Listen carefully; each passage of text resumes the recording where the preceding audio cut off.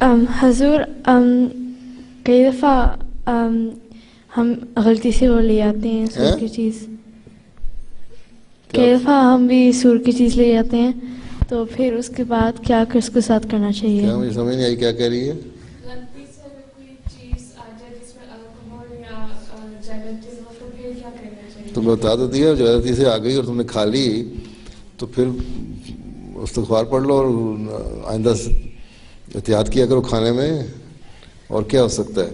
نہیں، یہ میری مطلب ہے کہ وہ ویسے تو اس کے ساتھ چیز کے ساتھ کیا کرنا چاہیے؟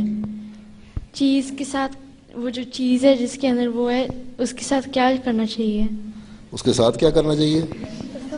جو غلطی سے تمہارے پاس اگر آ گیا، تم نے خرید لیا چاکلیٹ، مجھے جو لوگ چاکلیٹ دیتے ہیں نا غلطی سے یا جان بوجھ کے، پڑھتے ہی نہیں، ان کو پتہ ہی نہیں کیا ہوتا ہے کیا نہیں، تو ہمارے ہاں وہ عیسائی کام کرنے والا آتا ہے، ان کے لیے جائز ہے، میں اس کو دے دیتا ہوں، کھا لو، تم بھی عیسائیوں کو دے دیا کرو، کرسچن جتنے ہیں نا وہ تم کے لیے تو جائز ہے نا،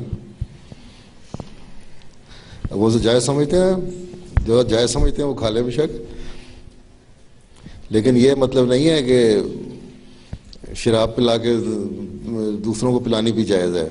حدیث میں آیا ہے کہ شراب بنانے والا، شراب کو رکھنے والا، شراب کو پلانے والا، سرو کرنے والے سارے جو ہیں نا، ان سب پہ اللہ صلی اللہ نے لعنت بھیجی ہے، اس لیے شراب سے جان بوجھ کے کچھ نہیں کرنا، لیکن وہ ان کے خیال میں اتنی تھوڑی مقدار میں یہ الکوہل ہوتی ہے کہ اس سے کچھ نہیں ہوتا، تو ٹھیک ہے، ان کو بتا دو کہ یہ الکوہل ہے، والا چاکلیٹ ہے، تم نے لینا ہے تو لے لو، لے لیتے ہیں پھر۔